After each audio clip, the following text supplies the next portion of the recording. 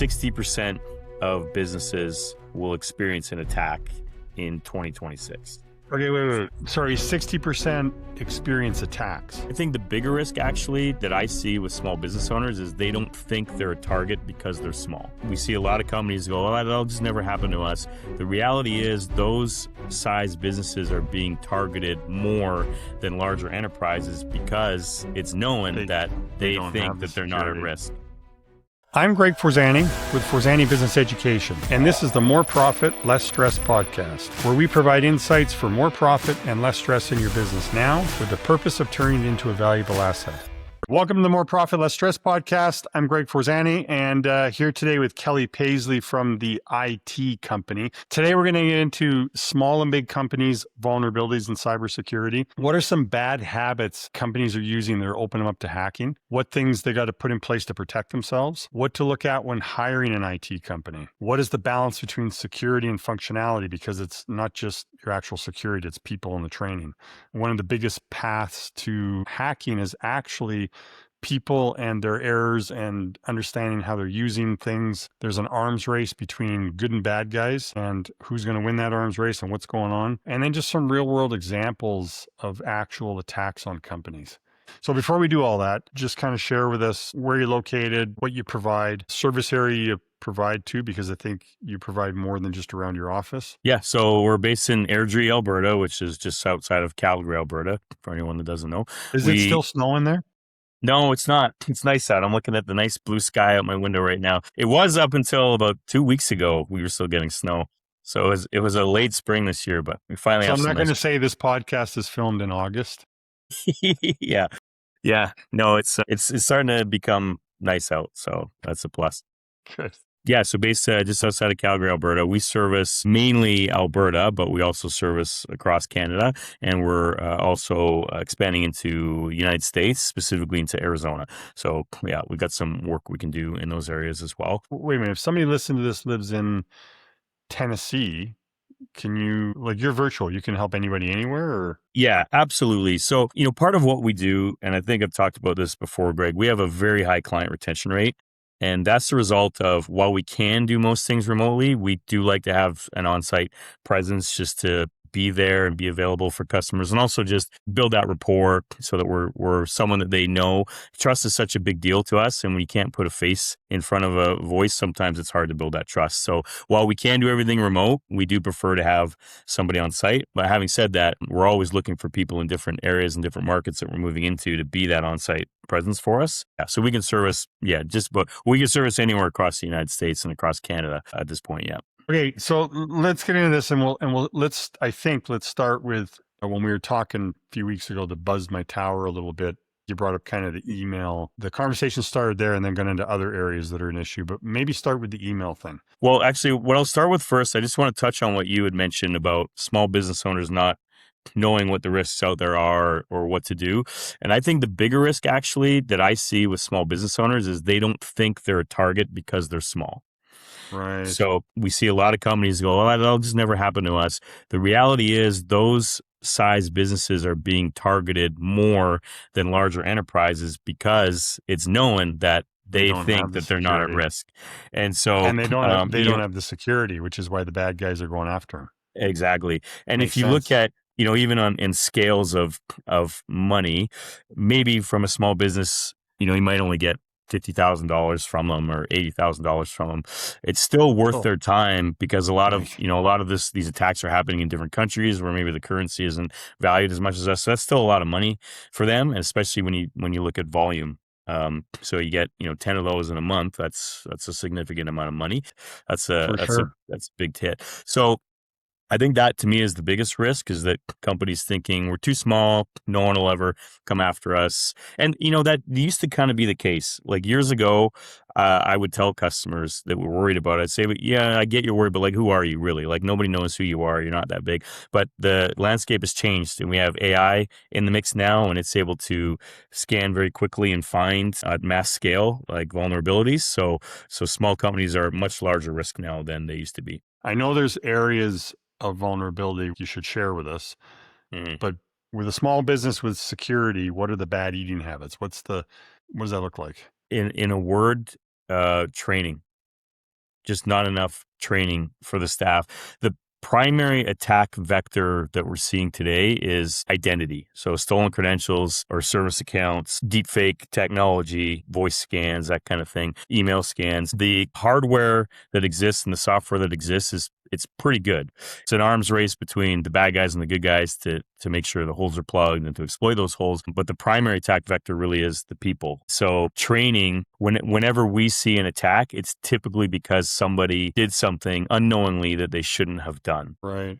And that's even more important now because the attacks are getting far more sophisticated than they've ever been before, where you've got these tools that at mass scale can speak to you like it's a human being on the other end and adapt very quickly to the conversation. Knowing what to look for, just having that awareness and consistent. I think that training should be not just a once a year type thing. I think it should be happening on a regular basis, maybe quarterly. And something that we do is email phishing campaigns where we will create these campaigns and try and trick the users at the organizations. So you get to pretend to be the bad guy. Yeah, we get to pretend to be the bad guy. And that's actually kind of fun because we're trying to get them to mess up. Because if we just give them the same thing all the time, they're like, yeah, I've seen that before. I'm not going to fall for it. So we're trying to get more creative all the time to trick them into clicking. And that's really just to teach the lesson of like, I need to think twice before clicking on this link or responding. I can imagine you probably have a weekly or monthly staff meeting where the team gets together and goes, okay,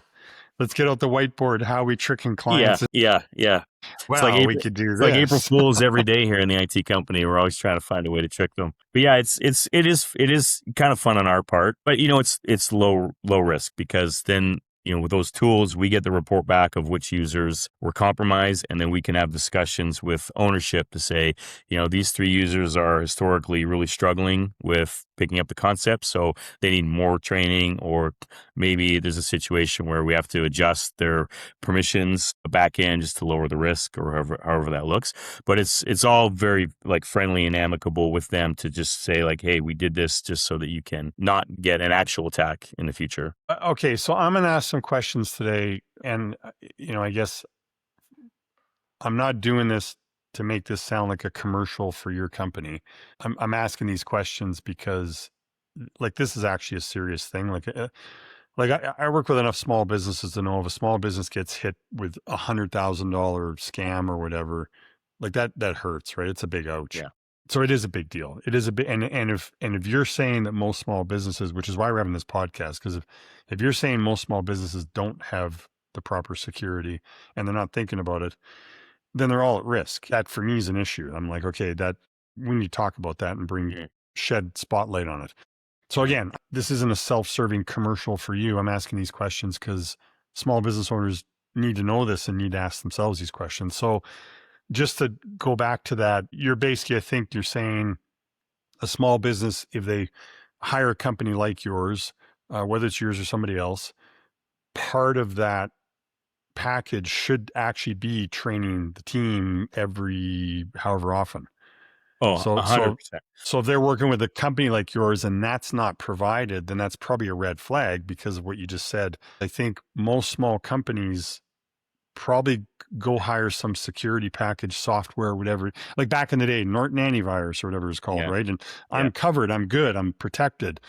But what you're actually saying is it's maybe less about the protective software or whatever, and it's more about the people using it getting tricked or doing wrong things, or maybe not doing something they should be doing. Yeah, they both play a part, and an effective strategy really starts with, first off, assessing what your risk tolerance is. Because some companies, they're willing to take more risks in certain areas than other. I see this a lot with startups where they're in so focused on growth mode that everything else kind of takes a backseat to it. And so security being one of those things, it tends to be, we'll worry about that later when we're a little bit bigger, or when we got, some more cash flow or whatever that looks like. So they tend to have a higher risk tolerance, which makes sense because they're a startup. They're putting a lot on the line anyway to get the business going.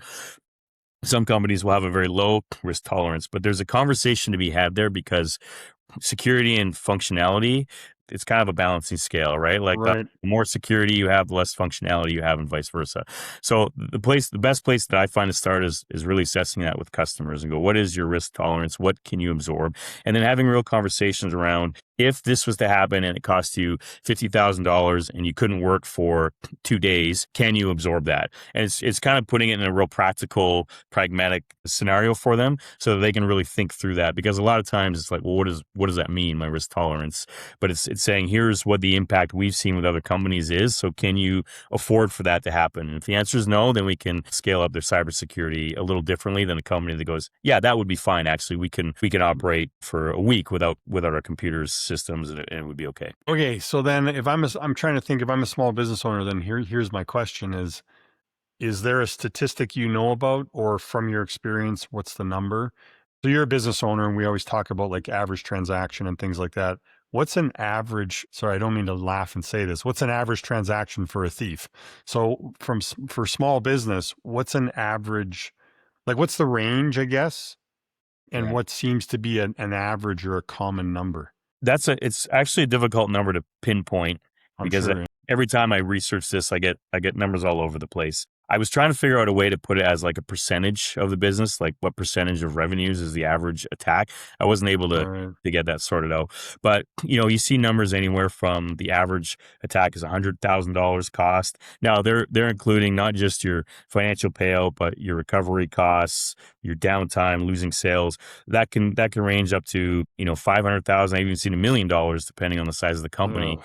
Can be the average cost. So I'll just say it will be significant. It's almost always significant if you don't have any kind of strategy in place to protect against and recover. And with cybersecurity, there's two aspects to it. There are your risk mitigation strategies, which would be your proactive measures, and then your risk transfer strategies, which would be your reactive measures. So proactive measures being, like training, for example, making sure that you've got endpoint protection on the systems. Risk transfer strategies being cyber insurance.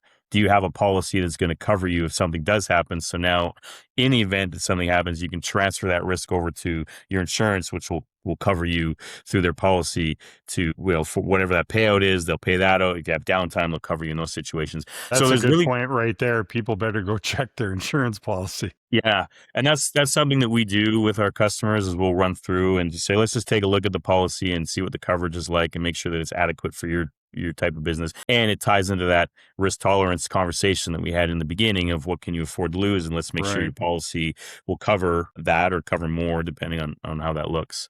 So yeah, so there's really those two aspects to it when we look at cybersecurity. I'd love to say it's just like hire a company and they're gonna, like it was back in the day, we'll put some endpoint protection on there and it's fine, but it's just not that way Right. anymore because the conversation often isn't a matter of if you get compromised, it's when you get compromised and what do you have in place to make sure that you're covered. Is there any count on how many?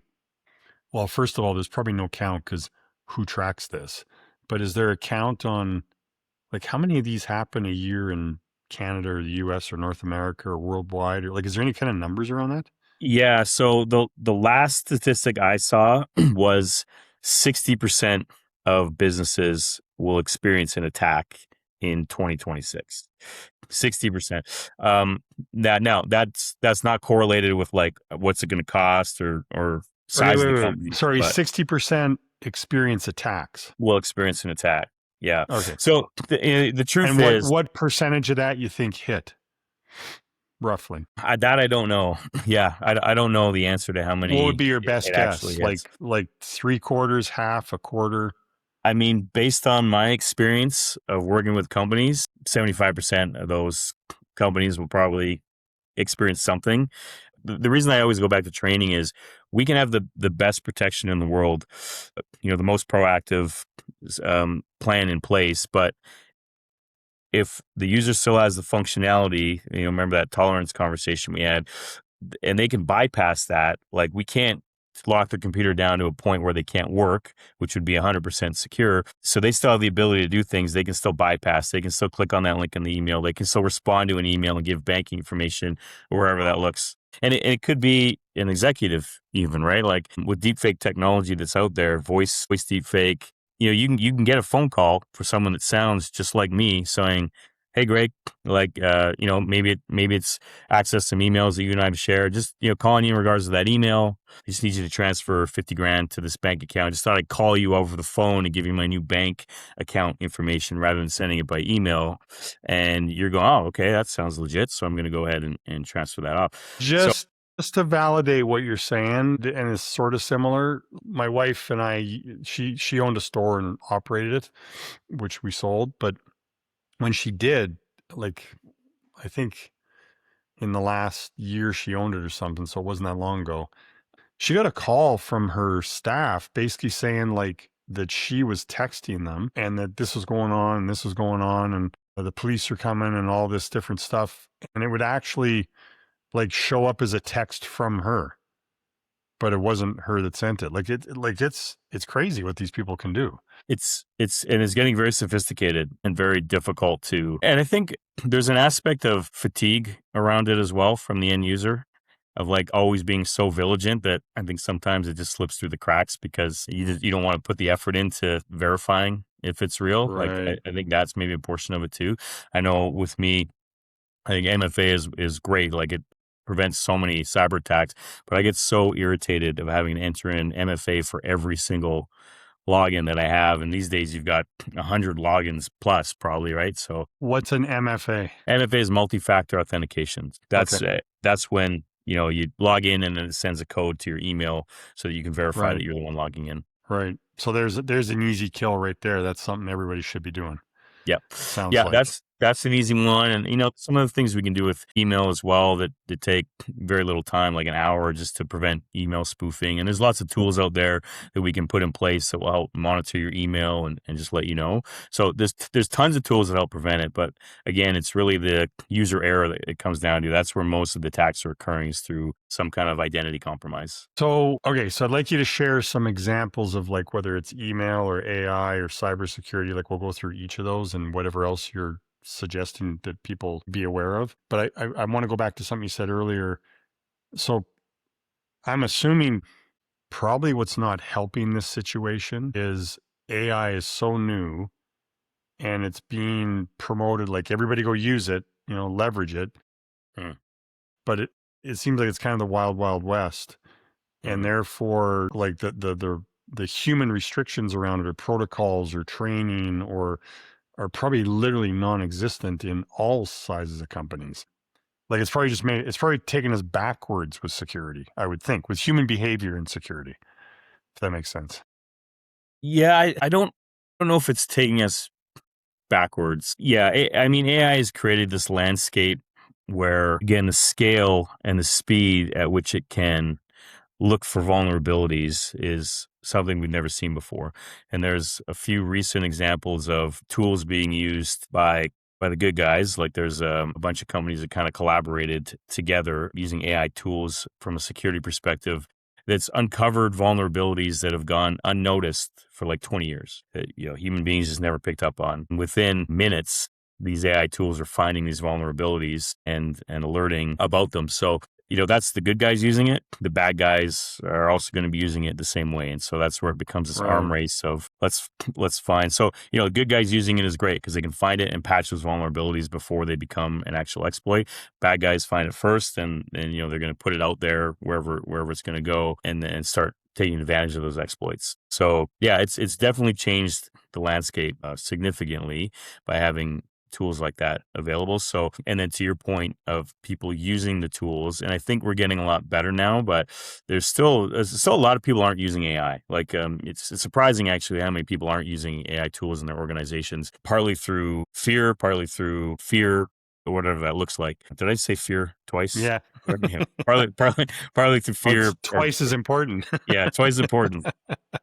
But when companies start using the tools, it's often done without the proper preparation for it or without the proper consultation around that tool. And so while, a lot of the tools are getting a lot better with protecting your personal data, there's still the risk of putting sensitive data into these tools, which could violate privacy laws or could just expose patents or proprietary information because they're using these tools without without vetting them first, knowing like what's the Right. privacy policy around it. Is it a paid tool or free tool? Free tools tend to be a little more open and flexible with using your data, whereas the paid tools tend to have at least some kind of recourse if it does. Like a lot of tools say they won't use your data, but at least there's some kind of recourse in there because they've specifically said that they won't use it. So, we see companies jumping into it without taking the time to properly assess, is my organization prepared for it? Is my data already protected before putting the tool in?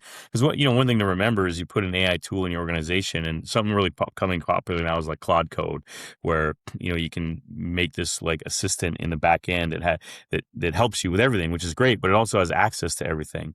And so, if you're putting a tool like that in place without the proper boundaries and security protocols, now it does access everything. It could share that information without you wanting it to. And that causes, like I said, a privacy concern or an HR concern or whatever that looks like. So, For sure. yeah. And I'm not saying like that, like there's a lot of tools out there that are great. I'm not saying you need to contact an IT vendor before you use ChatGPT. I'm just saying be aware of what information you're putting into it and don't share information that would be considered private information or proprietary information in it. So maybe just, and I know this is going to sound like a really simple example, but a simple example of what you're talking about might be this. Like when I work with clients, as you know, it's over Zoom, right? And everybody wants to bring their note taker into the Zoom. And again, I've done some research on the privacy policies, and the vast majority really don't have any. So then I'm like, okay, time out. We're talking about like confidential information about your company, your numbers, like all sorts Yeah. of stuff. And Yeah. like, do you really want that being recorded with an AI note taker that might be free, therefore is sharing it with whatever? Yeah. And so then I went and researched, okay, we need to use a note taker because they're awesome.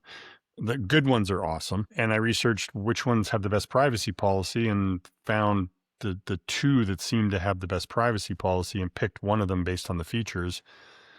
And now when we have a meeting, or I have a meeting with a client, I kick their note takers out. I'm like, in your best interest, we're not going to allow that. Cause it's sharing, like they're like, who knows what they're doing with the information. Right.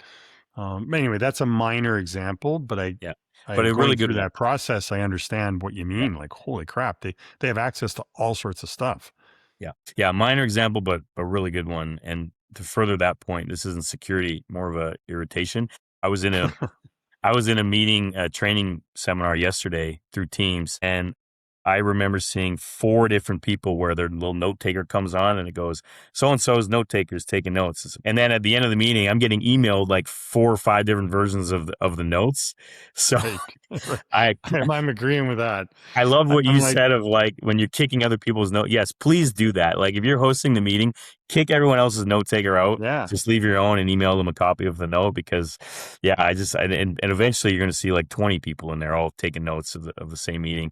But again, to your point, like careful what information that you're talking about in those meetings because you don't know what that note taker is doing with that information. Okay, so give us some, I guess, common or uncommon, whatever you decide, but some examples of like, I know there's email, there's cyber, there's AI, there's like just throw some examples at us to like, I guess my point is I don't want anybody listening to this, I don't want them to walk away from this going, yeah, you know, not a big deal. It's normal. My Norton antivirus I don't even know if that exists anymore. Does Norton antivirus even exist anymore? Yeah. Yeah. Okay. So they don't call it antivirus anymore. They call it endpoint protection because an antivirus tool, like viruses don't really exist per se. In the past, it was an irritation. They're going to give you a virus and then you can't work for an hour or Right. something. But now it's all about how much money can we make from it. So there's a lot more exploits that come in to try and gather your information and then use that information for their benefit. Now they have endpoint protection products, which is a more up-to-date description of what antivirus used to do. So it still does that, but it does a bunch of other things like firewalls. If it detects an attack, some of the tools will start shutting your system down to prevent anything going further. But anyway, sorry, carry on. No. And I was just going to say, so from a business, I just want to make sure the small business owner or whoever's listening doesn't leave this and go, Yeah. that's the normal stuff. I get it. It's not good. It doesn't apply to me. Right. Like it'd be great if you could share some examples of just how crafty these people are and what can happen to kind of rattle people's cage a little bit and wake them up to like, This is no joke anymore. This is a real thing. The primary attack vector I see is through email still. So what might happen is, maybe you'll click on a link, you get something, you click on the link and it says, oh, we just need your password real quick for you to access this link. And you pop the password in and then nothing happens. Right. And so you forget about it. But what's happened is, that's given them access to the system, and they're not going to do something right away. They're just sitting in there monitoring, watching your emails, looking at your correspondence, learning how you talk, learning how you interact with people. And then at some point, they're going to go, okay, now's the time. We got enough information. I'm going to send Greg an email from Kelly, and it's going to reference this email chain we've had for the last 2 weeks. And again, it's going to be something so simple as, yeah, I changed my bank. Here's the new banking information. Just that 50 grand you were going to send me, just transfer it over to this bank account. And then you do that because it's all looks just like the way I would talk. And so that was historically been done by a human being. But now with AI tools in there, it can do that much faster. It can adapt to your language way faster. Like, it really only needs one email sometimes to go, okay, I know how this person talks. And it does that at scale. So instead of me as a human sitting here and spending 8 hours of my day reaching out to 50 people, that AI tool is reaching out to 50 people in a second, right? It's reaching out to thousands of people a day with those exploits. So email still tends to be the number one area that we see those attacks come in. And and it can be very, very sophisticated. There's other attacks. Can be a website might get compromised, and the attacker will just put different links in there. So you go on a website, it looks exactly like the main website does, but it's actually been compromised. And then you're clicking on a link, it's redirecting you somewhere else and gathering your information in some way. I see that less commonly, but small business owners that are using, do it yourself tools. Some we see is like, we'll do like a WordPress website, and they'll have some different add-ons in there for WordPress. Well, those need to be updated on a regular basis to patch security holes. And so we've seen attacks where that hasn't been done in a while. Their website gets attacked, exploited, and then someone basically takes over their website and redirects all the links in there to go somewhere else to try and make some money off it. So now not only is that small business, okay, time out. So they can, without going into too much detail, how are they attacking a website? So if you're so WordPress is very common for doing a website, and web developers use it too, but it's very popular amongst small business owners who are making their own website. And nowadays with AI tools out there, it's really easy to make your own website. And so that'll typically be hosted on a WordPress backend. Well, if you've got, say, a chatbot, for example, that might be a WordPress add-on that you've installed on your site to take over that role. That needs to be updated, because over time, just like your computer gets patches, your Windows gets patches, that patch is sometimes to cover a security gap in the system. So they've recognized, oh, there's a security hole here, we need to patch that, or it could be exploited. Well, websites, they commonly get missed. Like, a lot of small business owners don't think, oh, I have to go back in and update those add-ons on my website on a regular basis. So now there's a security hole there that can be exploited, and they can use that to gain access. So, like, in other words, like your phone or your computer or whatever is like, hey, there's an update, hit the update, and that brings in the patches to patch the holes. So you're saying people may have a website, but they forget all those plugin applications and they're not updating those. Okay, that makes sense. Yeah. Wow. And WordPress itself, like WordPress itself as a platform, will also have updates, and sometimes that's just not getting done. And so that's a way for them to gain admin access to your website, and they can do whatever at that point. They can take it down, they can redo the whole thing. We saw one, if memory serves, where the site got taken over and somebody just put a different logo on there, like a completely different company logo on there, to try and redirect people to their website. So, it's like I said, a common area that gets missed a lot of times because it's not something that we think about. Wow. Okay, what else? What else can people be looking for? Deepfake scans years ago. And even some companies are still doing it now. But I remember my bank called me and they're like, oh, if you want, we can do this voice command. So you just like record your voice, and then when you call in, you'll just recognize your voice and give you access to the account. And I went, there's no way that I'm ever doing that. That seemed to me like the biggest security hole. And this was before AI was really as prominent as it is. Nowadays, it's like there's tools out there, and you can go Google it. There's tools out there where you could take this video, mimic our voices, and recreate it exactly in like 2 minutes using an AI tool, and then you can get it to say whatever you want. So there's deepfake technology now that you might get a phone call from someone that sounds like somebody that you know. And this all sounds very like Minority Report, scary kind of stuff. I'm not saying everyone should expect to get a phone call and start like, "What's my secret?" It can But happen. but be aware of what they're asking you, right? It's like if someone starts asking you for money or to help them out for something that's not typical, like just be aware of that and question it. And I think most people would, but that's a way that you can get compromised as well. That's more of like the proactive stuff that we would help prevent. And then from a risk transfer, things like, and this one's kind of a gray area, but things like having proper backups in place and making sure those backups are being tested. And this ties Right. into your insurance as well. If you do make an insurance claim, they're going to want to see that you did your due diligence to keep your company protected, or else they're not going to cover you in that claim. And so Okay, backups is wait. one we commonly see where it's like, Wait. That could be a really big deal.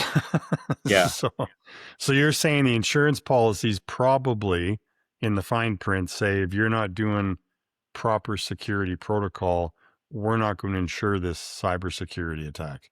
yes. So when you Whoa. are setting up your insurance policy, I recommend to everybody to call your provider up and ask them like, what scenarios would you not cover me? And position is like, I just want to make sure that we're like, we don't want to have to make a claim if we don't have to. Obviously, it's nobody wants to get attacked. So just find out what scenarios would you not cover me, and then make sure that you're taking steps to secure that. And it could be if maybe you're doing backups, but you're not testing your backups. Maybe every month you need to just do a quick spot check and recover a few files from your backup to make sure that they're intact. Because if you're not doing that and you have no backup to restore from, insurance might say, well, why didn't you have that sorted? We wouldn't have to pay this out if you could just restore from backup, as an example. Right. Patching's another one. If you're not keeping your systems up to date and patched, they may not cover you. If you don't have proper firewall in place, proper endpoint protection in place, they may not cover you. So you just want to make sure you're doing your due diligence to make sure that you're not at risk of not getting coverage if something does happen. Is that an exercise? So if you bring on a client, is that an exercise you kind of hold their hand through and do with them? Yeah. Yeah, we're full service. We try and consider every potential opportunity that a hacker would have to get into the system, and then either mitigate or transfer that risk out. So yeah, we'll look at their insurance policies, all the patching. So our basic plan, even our non-security style plans, we built in backup and recovery testing and weekly maintenance to make sure those systems are patched, just so the client can know that if I do get compromised, at least this is all done, and it increases my likelihood of getting a cyber insurance payout if I have to make that claim. For some of our higher end plans, we'll do things we call tabletop exercise, where we'll sit down with executives and run them through a scenario. And we'll say, okay, Greg, this just happened. What do you do? You just found out your email was compromised and it sent 5 emails to people asking for money. What do you do?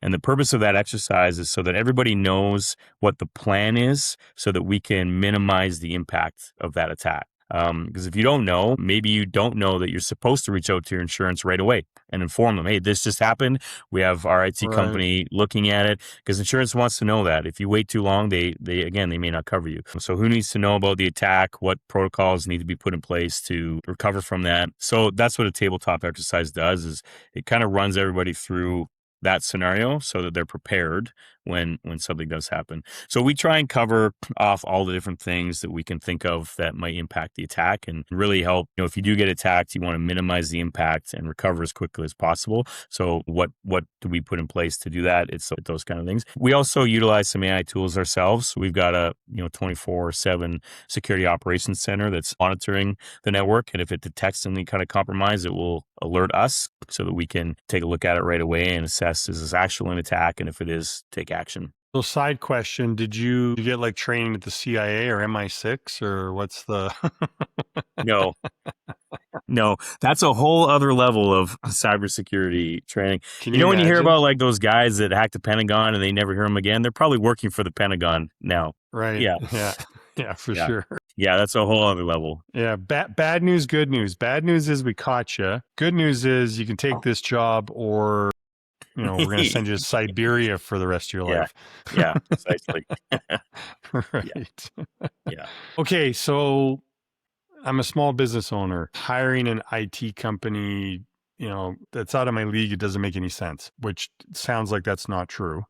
So I guess two things. Kind of, can you give me an idea of the different, and I think you sort of already have, but if you can plug in the holes here, give me an idea of what areas of the company should they be aware of protecting, like computers, training people, software updates. Like what are some of the, this is on the board, we sort of work through all these categories or make sure all of this is thought about as one big security plan. Yeah, start with that. What's Okay. So speaking very generally, and when I say generally, I mean you don't have to report to any kind of auditing process. You don't have a framework you have to follow. Speaking in those terms, backup and recovery, 100%. Like make sure that you got proper backups, make sure they're being tested, make sure the recovery is being tested on a regular basis. Keep your systems patched, and that's all systems, not just your computers, but your firewalls, your Wi-Fi and devices. for definition, patched is for us common people that don't know technology, it's updates, right? Updates, Okay. sorry, yes. Make sure that they're updated, and training. Make sure that your staff is trained.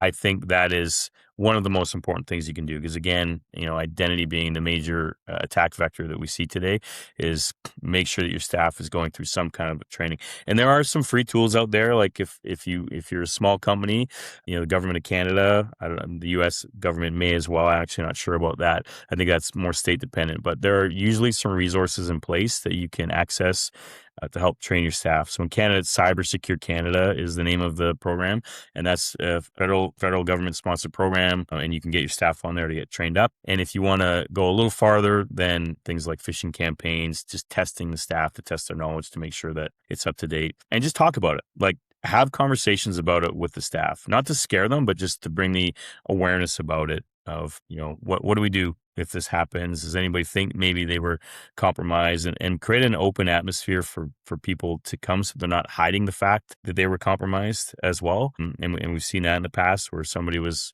doing something, spending some leisure time on their computer instead of working and maybe went to a website they shouldn't have. They're not going to want to admit that. They're not going to want to say that this happened, but just create an open environment for people to talk about it because the risk can be severe if you're not recovering from, Right. or if you're not addressing those concerns as soon as they come up. And then I'm assuming like where a company like yours would help above and beyond that is, for lack of better words, monitoring, right?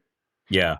Yeah, Like we would take more ownership of the security of the organization and be very proactive in terms of what technologies we think you should put in place, standardizing a lot of those technologies as well. It's easier if everybody's using the same endpoint, if everyone's using the same email security, checking out your entire organization to uncover some of those holes. It depends on the size of the organization. Like some companies just need that. Other companies, maybe if it's a finance firm, for example, or health and wellness where you've got a lot of patient data, you have to take extra steps to make sure that information is protected. And so we'll scale our plans basically for the company size and for the risk tolerance, as I mentioned, and then figure out what plan makes the most sense for them. And in some cases, that means meeting a framework. If it's a publicly traded company, they'll have SOC 2 compliance that they have to meet. So we can assist with getting them compliant with SOC 2 and then helping maintain that. Some other frameworks, lesser known, are CIS or NIST, which they're not accreditations or certifications. They're just frameworks that companies can follow. And so depending on the company, we'll figure out which do you need to follow framework? If so, which one? And then we tailor the program based on meeting those requirements. right. Okay. So how about the old, I go back in the day and had to have all our data on our own server, locked in a room with a air conditioning unit and all that fun stuff. And now there's a lot of companies storing stuff in the cloud. Talk me through that. Is that a risk? Is it like, how do you mitigate that risk? How does what does that look like? Yeah, so that is a form of risk transfer because most providers you're looking at, if we're talking about data, for example, or servers being on-prem or in the cloud, it's probably going to be Microsoft Azure or Amazon Web Services. Now, we've seen these companies also get compromised, but the nice, if you can call it a nice part, they're going to take ownership of that breach. And so they're going to give you some kind of recompense for that happening. We are seeing a shift of servers moving back in-house, but not from a security perspective, more from a cost perspective, because it's Really? starting to cost more money. Yeah, and your company that's spending maybe $100,000 a year hosting your data in the cloud, you can buy a Really? pretty nice server Nice server for 100 grand. or a couple of servers and pay somebody to monitor and manage it for you for that cost. So, there's other things obviously that come with that, but from a security perspective, I think the cloud is very secure. I would call that, again, risk transfer. Now, having said that, we do have some customers that have always had an on-prem. They're in the finance industry, and they just, for their own peace of mind, want to be able to shut their server down every night when they go home to make sure that nobody can possibly access it. So, and that works for them. And again, that's that Right. risk. What's your risk profile? What's your risk tolerance? And for them, they just don't want to have that headache. Whereas other companies need to have those server up 24/7 for remote workers or workers in other countries that are accessing it. So what about, again, elementary questions, but I'm trying to think of like someone listening to this. They're like, well, what about, so you just said Microsoft, what'd you call it? Azure Azure, yeah. and Amazon. Now, what if they're using like Google Drive or Dropbox or stuff like that? Google's a very practical solution, especially for startups. It's just easy to spin it up. It's easy to collaborate, and it's lower cost than Microsoft. As soon as security becomes a primary concern, Microsoft is the recommended solution. They are hands down above and beyond the other companies when it comes to cybersecurity. In fact, there's some government contracts that will not award you that contract unless you are on Microsoft, just to satisfy their own security. So I know there's probably a lot of people that don't want to hear that because it's Microsoft and they don't like it for whatever reason. Maybe it's too expensive. Maybe it's something else. But from a security perspective, Microsoft is the de facto standard when it comes to keeping your environments protected. That's not to say that if you're using cloud storage. If you're using cloud storage, yeah. That's not to say that there aren't great security protocols with other companies like Google or Amazon. I'm talking like if you have to meet a certain compliance, or if cybersecurity, if your health and wellness, for example, tends to be Microsoft just because they've got better security. And that moves over into AI tools as well. So for comparing like ChatGPT, Claude, Copilot, Microsoft is known as this is the company that's going to best protect your data that you're inputting into that tool. So it's less risk to put sensitive data into Copilot than it would be to put it into other tools. There might be some people that disagree with me on that, but that's from my experience and from what I've seen and just reading through their policies. I have more confidence in Microsoft not using that data in a way that they shouldn't and actually keeping it protected versus those other tools. And is there such a thing? Because I hear the rumors of like the free AI versus the paid. Is the paid going to be more private? And then within that, how do you make sure, like, from your knowledge, which of those companies, even if I use the paid AI, probably still not going to protect my privacy? Like, what's your recommendation? Because everybody's just like, it's a while, but probably most people have 2 or 3 they're using right now, right? They're just like, Well, I use this to search movies, and I use this for yes. work, and I use this like, Yeah. So what's the advice do you give there?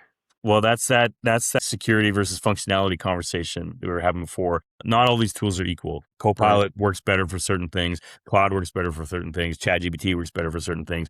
So just be aware of what tools you're using and what information you're putting in those tools. So again, best to not share, for lowest risk, don't share personal private information with these tools. Sometimes it can be unavoidable or feel unavoidable. So in that case, maybe use Copilot for that kind of work, because that's probably going to be more administrative heavy work, more productivity work that you're going to do, because that's what Copilot's really known for.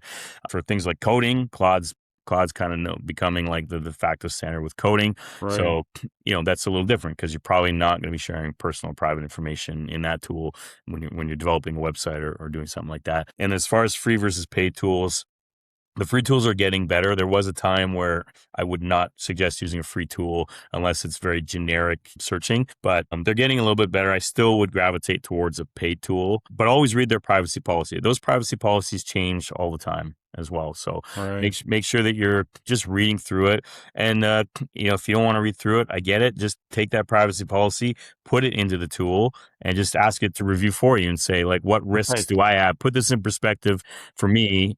What risks do I have, and what information should I be comfortable sharing and not sharing based on this privacy policy? What actions can I take? And it will tell you what it is. And if you don't want to put the chat GBT privacy policy in chat GBT, put it in Cloud or put it in Copilot and Right. ask it to run through that policy for you. And it's Right. getting very good at doing things like that and just giving you direction. Okay. So actually, I have a question. This is more self-serving, to be honest. Microsoft, like online server stuff. Can you do that with a Mac, or is it PC only? You mean, is there a Mac version of Microsoft Azure? Yeah. I don't believe so. We don't deal a ton with Mac, so I'm not an authority on the subject, but I don't Right. believe that there is a cloud hosting version like Azure or Amazon Web Services for Mac. But that doesn't mean that you can't still use, like, just because you're using Mac doesn't mean you can't use those tools. You can still host things on Azure or AWS. Does that answer the question? Is that what you were Yeah. in for? Yeah. Okay. So then the question I was going to ask is this: small business owner, again, they're like, I don't know if I can afford this. We used to have my wife used to have a pet store, and, she would try and educate dog and cat owners on like healthy pet food and the advantage of it. And then they're like, oh, well, I can't afford to go fully like, raw food or whatever. But she would always say, like, a little bit of raw with, your kibble is better than no raw with the kibble, right? Mm-hmm. Mm-hmm. So give me what's kind of a price range of, say, your company as an example. Small business wants help, and to get them in the game and get some kind of security to help. What's that look like? Yeah.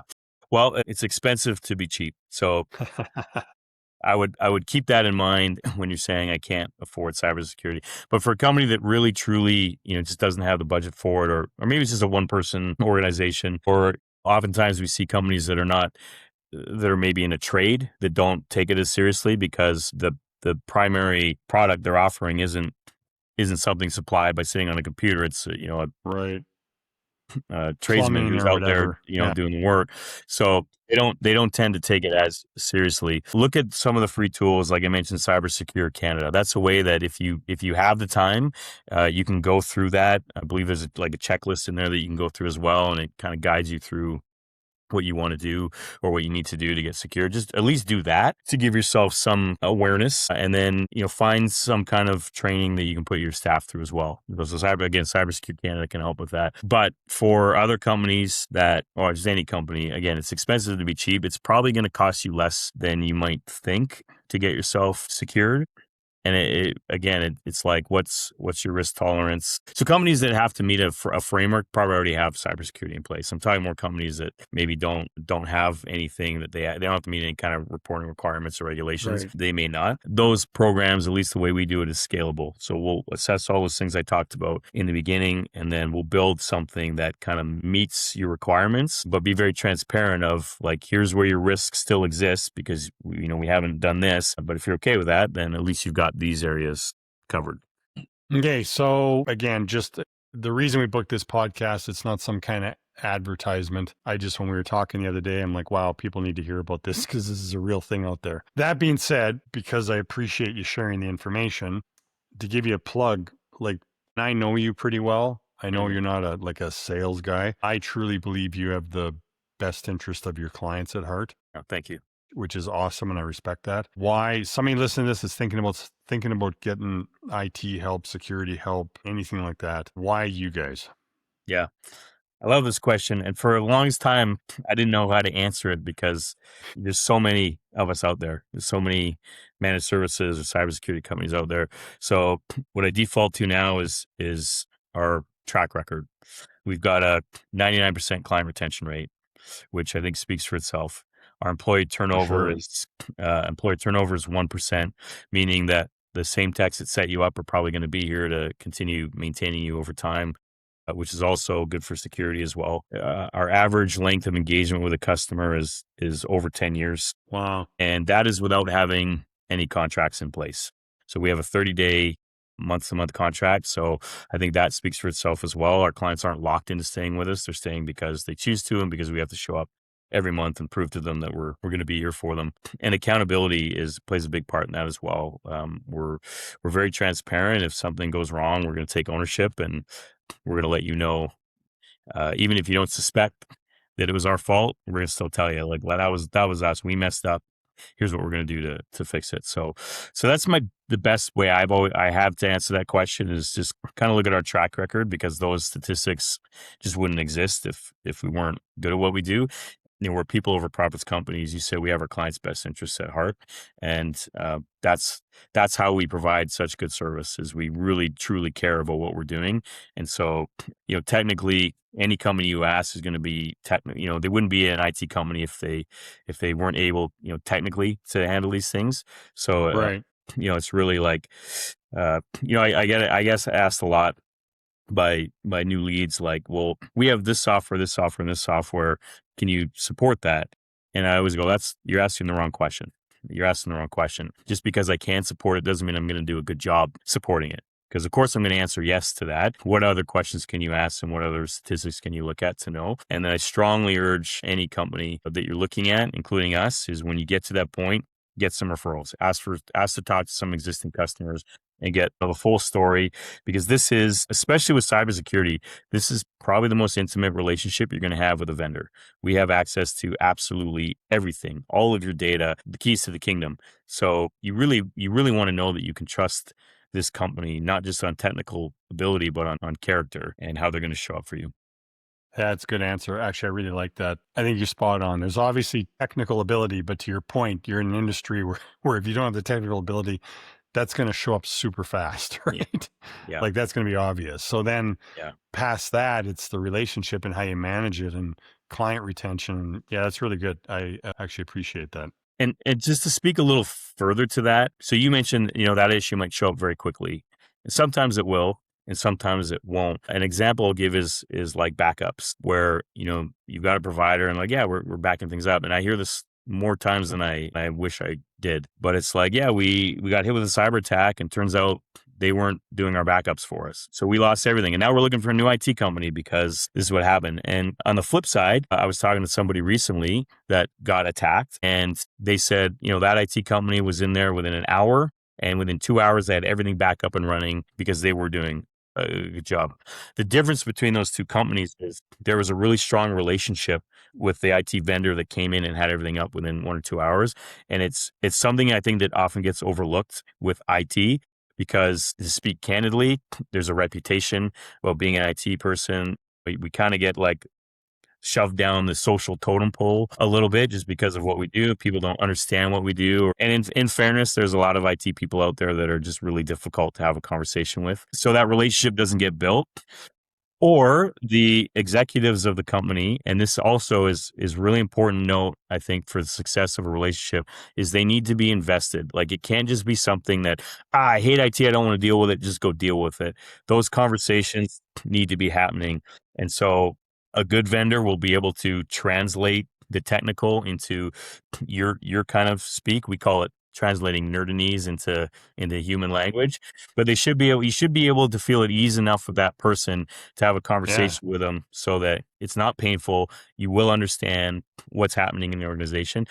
That is so key to the success of a good relationship, because just like a personal relationship, Greg, if you and I aren't communicating, I'm less inclined to do a good job for you. Right. And that's just the reality. I'm more inclined to go do it for whoever's like that I have a really good relationship with. That's just human nature. That's not to say that we're not going to take care of our customers just because we don't have the best relationship. It's just you're more inclined that way. So having a really strong commitment from executives to be involved with that IT company and treat them like part of the team. And that's, again, that, due to our 99% client retention is really due to, I talked at the beginning, we have an on-site tech that we really like to come on. It's to help build that relationship and build that rapport so that you can have a long-term successful engagement. I love that. Two things I'm going to take away from that. One, you said a few minutes ago, you're communicating with the customer. And sorry, I'm going back to these two things because this is a business advice podcast. And I think you just said two things that applies to every freaking business out there. One, help your customer understand what the hell you're talking about. Like, Yeah. because if they don't understand, then they don't see the benefit. They don't see what you're trying to help them with. They don't see the result. They don't like, I mean, Hmm. there's so much to do with that, right? It increases their confidence and lowers that anxiety. Like, that's super good advice.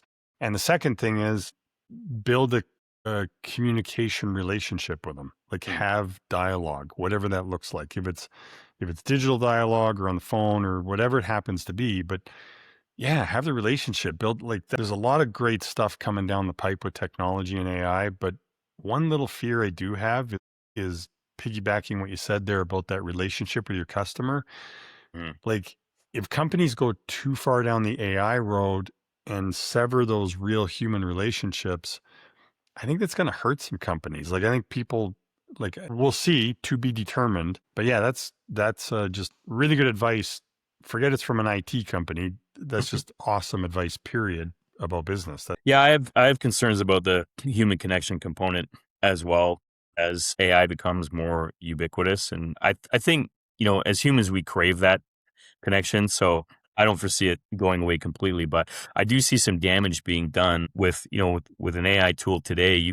Single person can scale a business on their own using AI tools. And I think that works really well for certain types of businesses, but we're service-based business. And I just don't think it works quite as well as if we automate absolutely everything. I don't Right. think we would have the client retention rate we did if we were to go that route, because you just want to have someone to talk to. You want to know that you can call me up or one of my techs up anytime and have a conversation. Say, hey man, like, look, this is not working for me. This is working for me, whatever that looks like. Going back to my irritations when I call my bank and I get an AI agent on the phone, and I just want to talk to somebody and I can't get through to a person. And I get from their perspective, but it's just so much more difficult for me.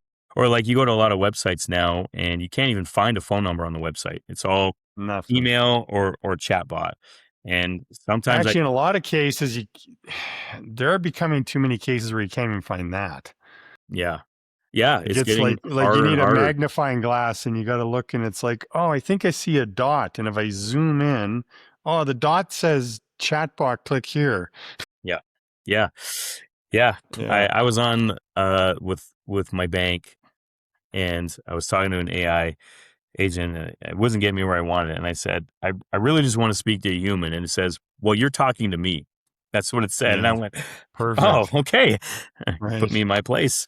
But that's really frustrating to me that Then I if can't I'm just, talking to you, then what I'd like to do is close my account.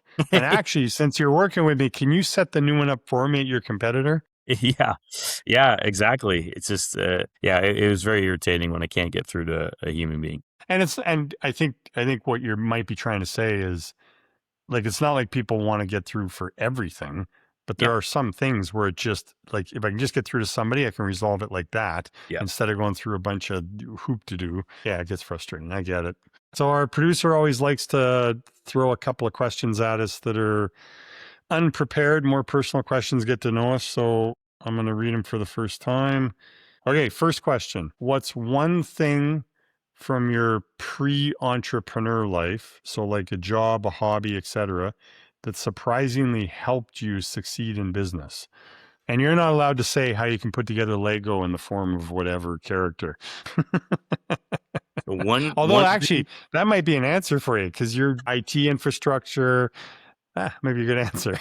I learned to be a really good troubleshooter from a previous job I had as a boiler service technician. Oh, okay. And I wasn't a very good troubleshooter before that job, but I was trained and taught well to be a really good troubleshooter. And that helped Because me. every situation's probably different. Every situation is different, and you have to really figure out the source. And when you deal with a boiler, for example, like, you have to figure out, because that could cause a lot of issues if the boiler's not working.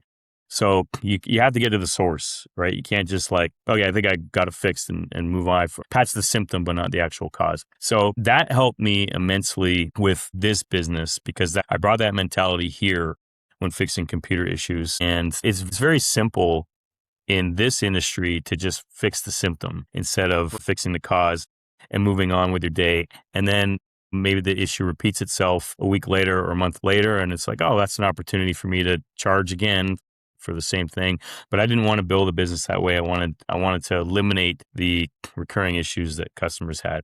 And so I've used that to push that top down to all my staff so they all know to look at things really holistically. So that served me really well in terms of business and in life in general. Like I'm just, my mind works that way now, where if I go to the doctor, for example, and they're like, well, here's this medication, I'll go, wait a second, what's the Yeah. cause though? Like, what's causing this issue? Because I don't want to take medication if I don't Doctor's have like, to. man, Yeah, another guy that does his own this guy homework. again. Yeah, but I think it probably is annoying to them. Someone with critical thinking. Shit. Yeah, that's a good way to put it, is critical thinking. Like, but why is this issue occurring? And so that's been, I think, immensely helpful in just the way we deliver service here. Very cool. My answer, I think, is pretty easy. It's for sure sports. I played sports all my life, individual, team sports, all of it. And there's so many things with sports, but I think a couple of big things are, one, however, you can't rely on the last game. Like, you always got to improve or you're going to lose. So for me, it made me more competitive. It made me always want to improve. And actually, it always made me, like, I was one of those athletes that I don't care how far, I don't care what the scoreboard says or how far behind I might be, which doesn't happen very often, but pretend it does. So there's the competitive nature coming out. But if I'm way behind, I'm like, I can still win. Yeah. And I think all of that goes into business. Like, you have bad months, bad days, bad years, bad whatever, bad situations, but you can always improve, always win, be competitive. Yeah, I love sports for that. Yeah. Okay, question 2. Sorry, go ahead. I was going to say, it's like a couple of things come to mind. There's you're only as good as your last game. That's something I heard. That's something I heard many years ago. I was bragging about how 100%. good I was. Like, oh, like 5 years ago, I was good at this. And someone was like, well, you're only as good as your last game. So if you can't do it anymore, you shouldn't be bragging. And then the statistic around that, like the difference between successful people and not successful, is the successful people just didn't quit. Yeah. That, yeah.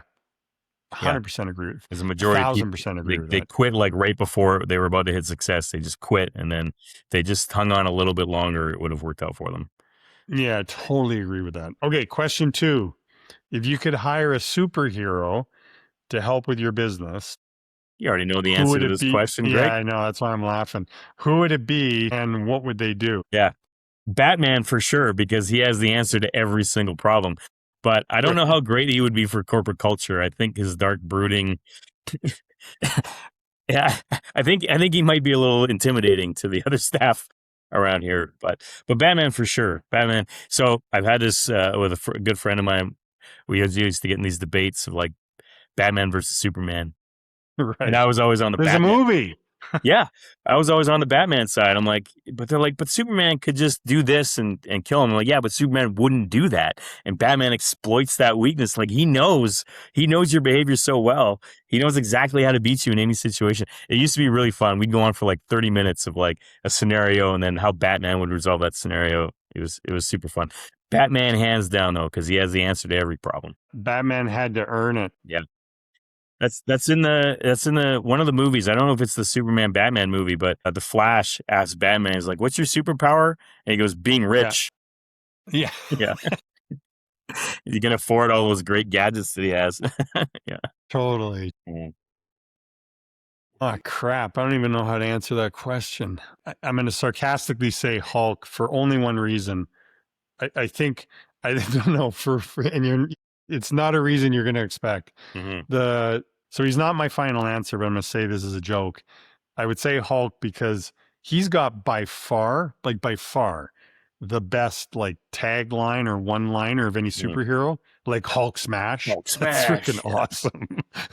Awesome. If I had answered this question first, I would have had a really hard time answering it. But I think I'm going to steal your answer and say Batman for the simple reason that I think he's the most critical thinker of the group. And without having superpowers, figures out a way to have superpowers, we'll say, right? Or get superpower results or success. So Yeah. that actually, to me, that's actually pretty cool. Yeah. Yeah, and I like think that. What Batman says to me is sometimes if you get too reliant on a particular skill, it can actually be a weakness because you don't think of other alternatives, right? Or you don't think outside the box. And that's what I see with Right. Batman is he's got these superheroes that are relying so much on their powers, and he exploits that, finds their weakness, and then once they don't have that power anymore, can't use it, they're pretty much useless. So Batman, though, has trained himself to be useful in every situation. Yeah, no, I love it. I would say there's only one case where you're wrong about that, and it's when it comes down to Let's get Hulk into smash. Let's get into it. No, the Hulk smash. Yeah, Hulk's a tough opponent to beat. So do you know this about me? I'm a huge comic book nerd. I don't know if you already knew it, but in my basement, I've got like 3,000 comic books. Really? Yeah, it's this huge collection. I've been collecting since I was in grade 5. So I know a ton about, I love talking about comic books and superheroes because I'm very passionate about it. It's cool. So Batman is DC Comics, and I agree with what you're saying. And I guess the Marvel comic version of him is Iron Man, right?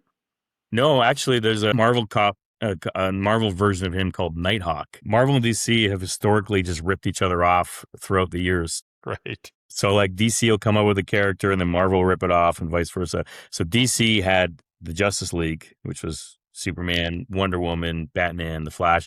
And then Marvel came up with the Squadron Supreme, which is Hyperion was the Superman, Power Princess was the Wonder Woman, the Wizard was Flash, and then Nighthawk was the Batman. So yeah, technically, I'm the thinking Batman, Iron Man more from a point of what he can do, like, because he doesn't have a superpower. So like Batman, right? He's super smart. Just a whack of money and super smart and figures shit out. Yeah. What I also liked about Marvel Comics is they have all these geniuses, and each genius kind of had like a different area of expertise. So Iron Man was like robotics and technology. Right. Reed Richards was like everything. I mean, he's the smartest guy in there. Spider-Man was more like biology, things like that. Hulk biology. So I like how everybody. No, Hulk just smashed. Hulk smashed, but Bruce Banner. No, I know. Yeah, gamma radiation. We can do a podcast where we can talk about comic books. That would be a fun one. How we relate the two together. Right. Yeah. Character, and then Marvel rip it off and vice versa. So DC had the Justice League, which was Superman, Wonder Woman, Batman, The Flash. And then Marvel came up with the Squadron Supreme, which is Hyperion was the Superman, Power Princess was the Wonder Woman, the Wizard was Flash, and then Nighthawk was the Batman. So yeah, technically, I'm the thinking Batman, Iron Man more from a point of what he can do, like, because he doesn't have a superpower. So like Batman, right? He's super smart. Just a whack of money and super smart and figures shit out. Yeah. What I also liked about Marvel Comics is they have all these geniuses, and each genius kind of had like a different area of expertise. So Iron Man was like robotics and technology. Reed Richards was like everything. I mean, he's the smartest guy in there. Spider-Man was more like biology, things like that. Hulk biology. So I like how everybody. No, Hulk just smashed. Hulk smashed, but Bruce Banner. No, I know. Yeah, gamma radiation. We can do a podcast where we can talk about comic books. That would be a fun one. How we relate the two together. Right. Yeah. Thanks for listening to the More Profit, Less Stress podcast. If you liked what you heard, be sure to subscribe or follow on your favorite podcast platform and leave a comment or review as it helps with the algorithm. To learn more about us and what we do, check out our website. Until next time, go make it happen.